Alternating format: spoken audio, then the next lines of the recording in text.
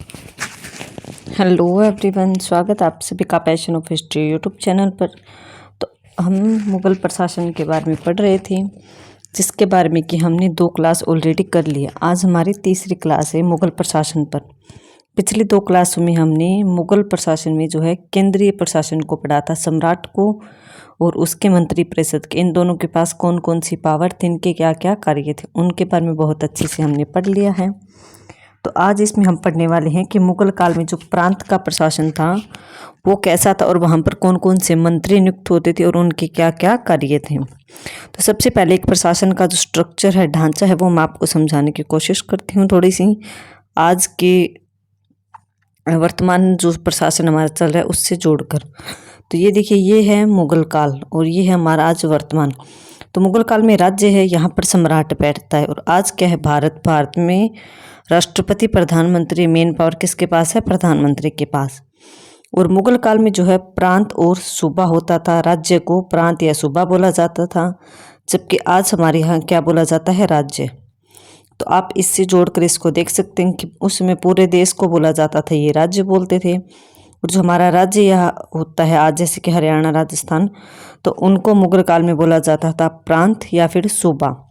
जो हम जिला बोलते हैं, जैसे कि हिसार इत्यादि जिले हो गए, फतेहाबाद, तो इनको बोला जाता था उसमें सरकार। मुगल काल में जिले को क्या नाम दिया गया था, सरकार। और तहसील जो होती थी, हमारे आज के टाइम में जो तहसील होती है उसको मुगल काल में क्या बोला जाता था, परगना। और तहसील के बाद हमारे जो है नगर निगम आता है, मतलब नगर पालिका का आता है, ये जो टाउन का होता है, कोई डीसी वगैरह, और उसके बाद गांव आते हैं। तो ऐसा स्ट्रक्चर कुछ उस समय था कि उस समय राज्य, प्रांत, सूबा, उसके बाद सरकार, परगना और गांव। तो ये आपको स्ट्रक्चर ध्यान रखना है कि प्रांत सूबे के बाद में कौन सा आता था, सरकार आती थी जिसको कि तहसील बोला जाता था, जिला बोला जाता था, उसके बाद परगना जिसको कि तहसील बोला जाता था, और सबसे छोटी इकाई कौन सी होती थी प्रशासन की, वो होती थी गांव, जो कि आज भी है। तो इसी के आधार पर जो हमने इसको, मतलब कि भारत के जो राज्य था, इसको हमने पढ़ लिया है। इसमें हमने सम्राट को पढ़ा और सम्राट के मंत्रिपरिषद को पढ़ा। तो आज हम पढ़ने वाले हैं प्रांत या फिर सूबा के बारे में उस समय। उम्मीद रहेगी कि आपको क्लास अच्छी लगेगी। और मैंने अपनी इंस्टा आईडी और अपना एक दूसरा यूट्यूब चैनल है, एक मेरे हस्बैंड का चैनल है, उसका लिंक मैंने अपने अबाउट सेक्शन में दे दिया है चैनल के। तो आप वहाँ पर जाकर जो है उनको ज्वाइन कर सकते हो, उन चैनल को सब्सक्राइब कर सकते हो और मुझे इंस्टाग्राम पे फॉलो कर सकते हो। तो हम पढ़ने वाले हैं कि मुगल काल में प्रांतीय प्रशासन कैसा था, प्रांत का या फिर सूबा का प्रशासन। कि मुगल शासकों में अकबर पहला सम्राट था जिसने अपने साम्राज्य को अनेक प्रांतों या फिर सूबों में विभाजित किया। इससे पहले जो बाबर और हुमायूं आए थे उनको टाइम नहीं मिला था इतना प्रशासन अच्छा करने का, इसलिए जब उन्होंने अपने राज्य को सूबे, मतलब प्रांतों में नहीं डिवाइड किया था। अकबर ही जो है पहला शासक बना था जिसने कि अपने राज्य को आगे प्रांत या फिर सूबों में डिवाइड किया था, प्रशासन का बोझ हल्का करने के लिए, अच्छी तरह से प्रशासन की देखभाल करने के लिए। बाबर व हुमायूं को प्रांतीय प्रशासन के गठन के लिए समय ही नहीं मिला। अकबर ने 1580 ईस्वी में अपने साम्राज्य को 12 सूबों में, मतलब कि 12 प्रांतों में बांट दिया। कब, 1580 ईस्वी में। और जो है अकबर गद्दी पर कब बैठता है, तो अकबर गद्दी पर बैठता है 1556 ईस्वी में। और इसने जो है 1580 ईस्वी में अपने साम्राज्य या अपने राज्य को 12 सूबों में डिवाइड कर दिया। तो ये आपसे पूछ सकता है कि सबसे पहले प्रांतों में किसने बांटा, अकबर ने। और जब अकबर ने अपने प्रांतों को बांटा था, अपने राज्य को प्रांतों में, तो उस समय कितने प्रांत थे, तो 12, जिसमें नाम दिए गए हैं कि इलाहाबाद, दिल्ली, आगरा, अवध, अजमेर। ये ए वाले आप एक साथ याद कर लीजिए, आगरा, अवध, अजमेर, अहमदनगर, बंगाल, काबुल, लाहौर, मुल्तान, मालवा। इनमें से 5-4 के नाम आप लिख सकते हैं याद करके। दक्षिण में बरार, खानदेश, अहमदनगर राज्य की विजय के बाद, ये अहमदाबाद आएगा यहाँ पे। अहमदनगर राज्य की विजय के बाद अकबर के शासनकाल के अंत में सूबों या प्रांतों की संख्या 15 हो गई। कि जिस समय अकबर ने अपने साम्राज्य को प्रांतों में विभाजित किया था, उस समय प्रांतों की संख्या थी 12। लेकिन जब इसका शासनकाल समाप्त होने को आया 1605 ईस्वी तक, तो इसने जो है अंत में जो है दक्षिण भारत में जो है 3 राज्यों को और जीत लिया था, जिसका नाम है खानदेश, अहमदनगर और बरार। तो जो है इनको मिलाकर टोटल 15 प्रांत हो गए थे अकबर के समय। अकबरनामा के लेखक अबुल फजल ने आईने अकबरी में केवल 12 सूबों का वर्णन किया। ये भी आपसे पूछ सकता है कि जो एक इतिहासकार था अब अकबर का, अबुल फजल, बहुत ही फेमस है। तो अबुल फजल ने जो अकबरनामा लिखी है, अकबर की जीवनी, उसमें जो है इसके 3 अध्याय हैं, जिसमें एक अध्याय है आईने अकबरी। तो आईने अकबरी में जो कितने प्रांतों का वर्णन किया गया, तो आईने अकबरी में सिर्फ 12 प्रांतों का वर्णन किया गया, क्योंकि यह पहले लिखी जा चुकी थी और अकबर ने जो है 3 प्रांत शासनकाल के अंत में जोड़े थे इसमें, इसलिए जो उन 3 प्रांतों का इसमें जिक्र नहीं है। इसमें 12 ही प्रांतों का जिक्र है। या आपके कंपटीशन एग्जाम में पूछा भी गया कि आईने अकबरी में कितने प्रांतों का वर्णन किया गया है, तो 12। ये भी मैंने आपको बताया कि 12 का वर्णन उसने क्यों किया, क्योंकि आईने अकबरी उसने शुरुआत में ही लिखनी शुरू कर दी थी अकबर के शासनकाल में, और जो है अकबर ने 3 प्रांतों को अंत में मिलाया था। अकबर के बाद जहांगीर ने कांगड़ा राज्य को जीता, किंतु उसने उसे लाहौर सूबे में ही मिला दिया। जो लाहौर अकबर के समय था ना, लाहौर, मुल्तान, मालवा, ये देखिए मैंने आपको पढ़ाया था, लाहौर, मुल्तान, मालवा। तो इसी में जो है जहांगीर ने जीता था एक कांगड़ा राज्य को, लेकिन उसने जो है लाहौर सूबे में उसको मिला दिया। तो सूबों की संख्या कितनी रही? टोटल 15 ही रही। इसलिए जहांगीर के समय सूबों की संख्या 15 ही रही। शाहजहां ने कश्मीर, ठट्टा, उड़ीसा, जिन्हें अकबर ने क्रम से लाहौर, मुल्तान और बंगाल के सूबों में शामिल कर रखा था, उनको अलग करके स्वतंत्र सूबा बना दिया। तो शाहजहां ने क्या किया कि जो अकबर के समय के लाहौर, मुल्तान और बंगाल के सूबे थे, उनमें अलग इसको कश्मीर, ठट्टा और उड़ीसा को शामिल कर रखा था अकबर ने। शाहजहां ने अपने समय क्या किया, इनसे अलग कर दिया। लाहौर से कश्मीर को, ठट्टा को मुल्तान से और बंगाल से उड़ीसा को अलग करके 3 राज्य या 3 प्रांत, 3 सूबे अलग बना दिए, जिससे कि शाहजहां के समय सूबों की संख्या कितनी हो गई? 18। औरंगजेब ने बीजापुर 1686 ईस्वी में जीता। वह गोलकुंडा राज्य को कब जीता? 1687 ईस्वी में, जिससे सूबों या प्रांतों की संख्या कितनी हो गई? टोटल 20। औरंगजेब के समय प्रांतों की संख्या कितनी है? 20। अकबर के समय शुरुआती प्रांतों की संख्या थी 12, फिर 3 अंत में और बढ़ गए तो 15 हो गई अकबर के समय। उसके बाद जहांगीर के समय भी 15 ही रही। शाहजहां के समय 3 प्रांत और बढ़ गए तो 20 हो गई, 18 हो गई। और औरंगजेब के समय प्रांतों की संख्या 20 हो गई। कहीं कहीं किसी बुक्स में जो है औरंगजेब के समय प्रांतों की संख्या 21 या 22 भी लिखी होती है, तो ज़्यादा कन्फ्यूज होने की ज़रूरत नहीं है। तो इसमें जो है प्रांतों में हमने ये पढ़ लिया कि प्रांतों को किसने बनाया, कैसे डिवाइड किया। अब हम देखते हैं कि प्रांतों में कौन कौन से मंत्री या फिर जो कर्मचारी अधिकारी थे जो कि प्रांतों में काम करते थे। तो सबसे पहला है सिपह सालार अथवा नाजिम। ओके, जैसे कि हमने केंद्रीय प्रशासन जब पढ़ा था तो उसमें हमने सबसे पहले किसको पढ़ा था? वजीर या वकील को, प्रधानमंत्री को। उसके बाद हमने मीर बख्शी, मुख्य सदर, दीवान ए आला, इनके पद को पढ़ा था। तो इसी तरह इसमें भी हम प्रांत में सबसे ऊपर का पद कौन सा था? तो सिपह सालार एवं नाजिम का पद सबसे ऊपर था। प्रत्येक प्रांत में एक सिपह सालार अथवा नाजिम की नियुक्ति की जाती थी। इसकी नियुक्ति स्वयं सम्राट करता था। सिपह सालार अपने कार्यों के लिए सम्राट के प्रति ही उत्तरदायी था, मतलब कि सम्राट को ही अपने सारे कामों की रिपोर्ट देता था।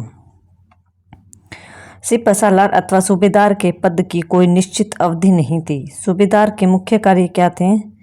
कि जो प्रांत या सूबा है उसमें शांति व्यवस्था बनाए रखना, प्रांत के अन्य अधिकारियों व कर्मचारियों पर निगरानी रखना, षड्यंत्र रचने वालों को दंड देना और विद्रोहों को दबाना, जो प्रांतों में विद्रोह हो रहे हैं उनको दबाना, कृषि, उद्योग एवं व्यापार की उन्नति की ओर ध्यान देना। प्रांत सूबे में जो कृषि कर रहे हैं लोग, उद्योग स्थापित हुए हैं, जो व्यापार चल रहा है, उनकी उन्नति की तरफ ध्यान देना।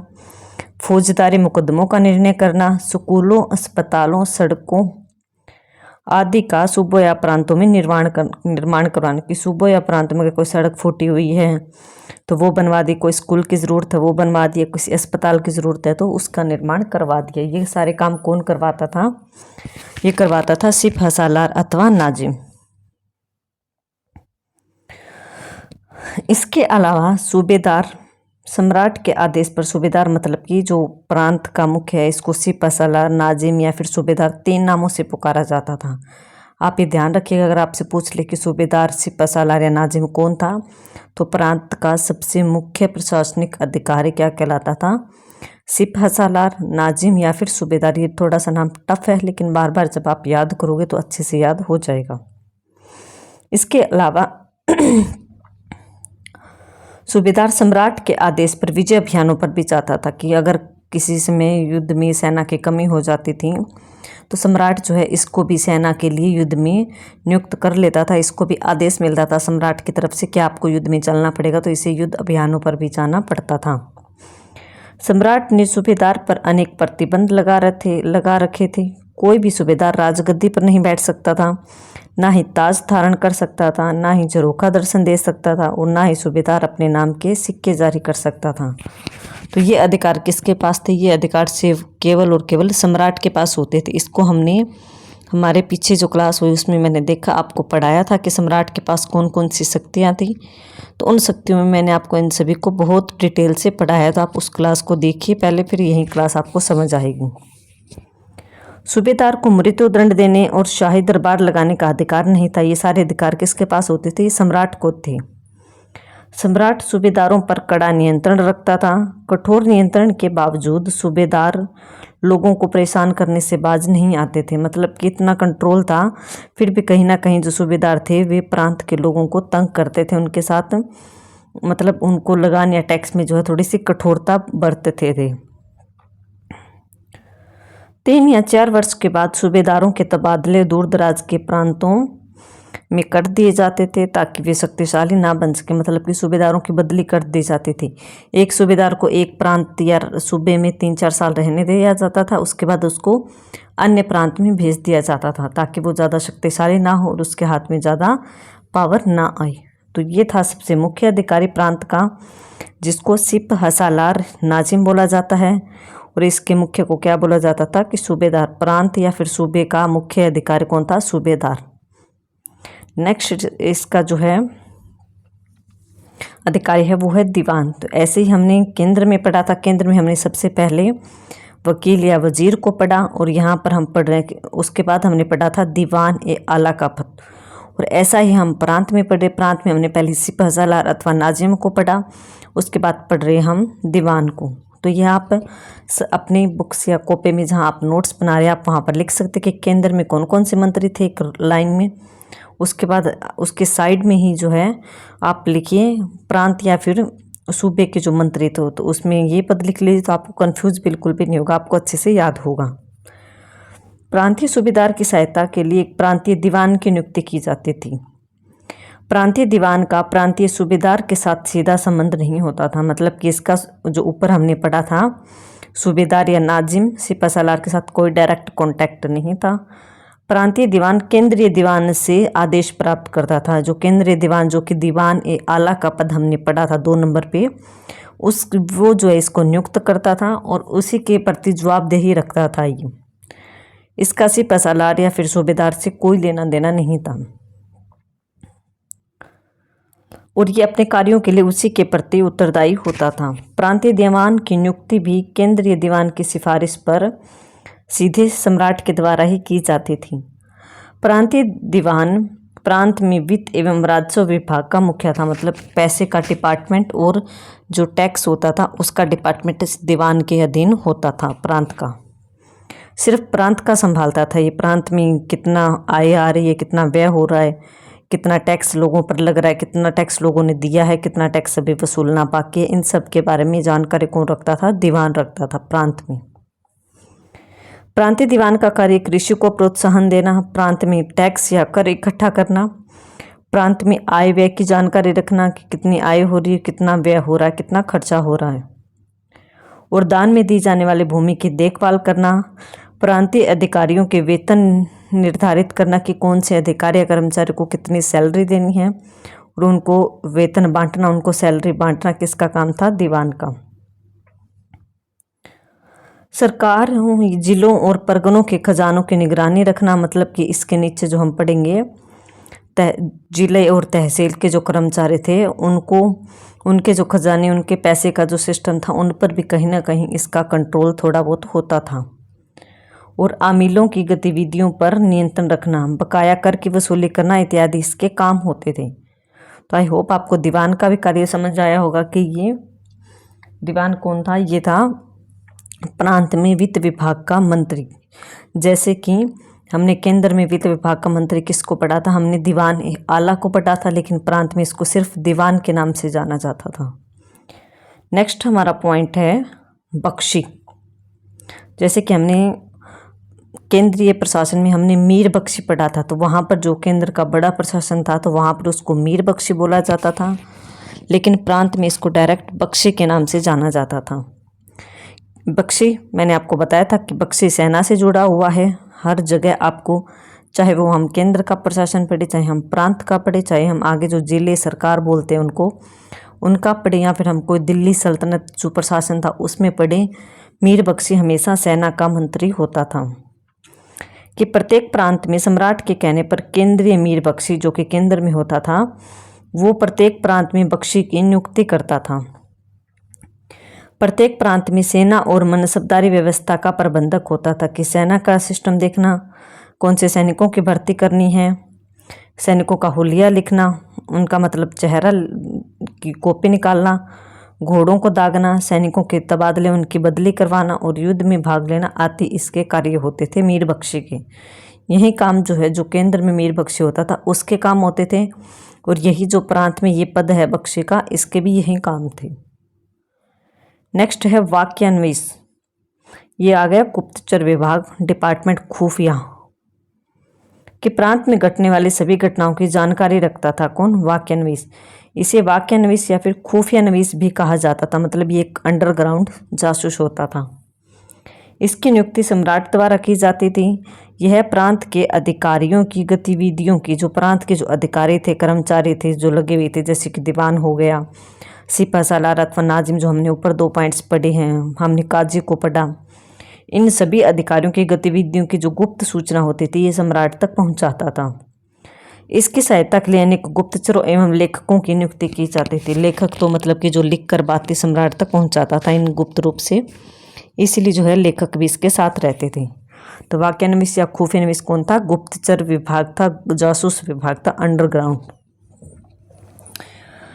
नेक्स्ट हमारा पॉइंट है सदर। कि प्रांत में एक अन्य महत्वपूर्ण अधिकारी सदर। सदर को मैंने आपको केंद्र में भी पढ़ाया था कि सदर आपको जहाँ नाम दिख जाए वो धार्मिक डिपार्टमेंट ही होगा, धर्म से जुड़ा हुआ, धार्मिक मामलों से जुड़ा हुआ।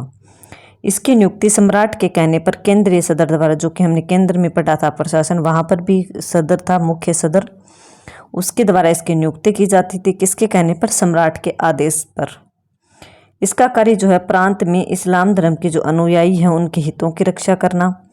अनुदान मतलब कि दान में दी जाने वाली भूमि की निगरानी रखना, कि कौन सी भूमि दान में दी जानी है और किस व्यक्ति को ये भूमि दान में दी गई है और वो इसका प्रयोग किस तरीके से करें, सभी की जानकारी रखता था ये। और अपाहिजों, संतों, विद्वानों इत्यादि को अनुदान देना, मतलब दान देना। दान या फिर अनुदान एक ही बात है, दान देना या अनुदान देना। और जो उलेमा को आर्थिक सहायता देना, धार्मिक मुकदमों, वाद विवादों का निपटारा करना इत्यादि जो है इसके कार्य थे किसके? सदर की। नेक्स्ट हमारा पॉइंट है लास्ट, काजी। कि प्रांत में जो न्याय विभाग का अध्यक्ष कौन था? काजी। ये मैंने आपको केंद्र में भी पढ़ाया था। काजी आपको जहाँ दिख से वो न्याय का है, सदर आपको जहाँ दिख से वो धर्म से रिलेटेड है, और मीर बख्शी या फिर डायरेक्ट बख्शी दिख से वो आपको सेना से रिलेटेड मिलेगा। यह प्रांत में दीवानी और फौजदारी मुकदमों का निर्णय करता था। यह सरकार सतर पर जो इसके नीचे मतलब कि जिले में जो होते थे काजी, उनकी नियुक्ति के लिए नाम भी देता था कि इस व्यक्ति की इस पद पर नियुक्ति की जानी चाहिए, मतलब फाइनल फैसला इसका नहीं होता था, ये सिर्फ सजेशन देता था। इसे मीर ए अदल भी कहा जाता था, किसको? काजी को। तो ये मैंने आपको इसका पढ़ा दिया है। तो एक बार मैं आपको थोड़ा सा रिकॉल करवा देती हूँ कि ये मान लो केंद्र है और ये हो गया प्रांत या फिर सूबा। तो यहाँ पर हमने सम्राट पढ़ा। सबसे पहले सम्राट के नीचे कौन से मंत्री थे? वकील या वजीर, वकील या फिर वजीर। और यहाँ पर प्रांत या सूबा में कौन था इस पद पर? हमने आज पढ़ा था इसको, सिप हसा लार अथवा नाजिम। ठीक है। और वहाँ पर जो है हमने दीवान ए आला का पद पढ़ा था केंद्र में, जबकि प्रांत में उस पद को क्या बोला जाता था? सिर्फ दीवान। और वहाँ पर केंद्र में हमने पढ़ा था मीर बख्शी, तो प्रांत या सूबा में उसको बोला जाता था बख्शी। केंद्र में हमने पढ़ा था मुख्य सदर और प्रांत या सूबा में उसको बोला जाता था सिर्फ सदर।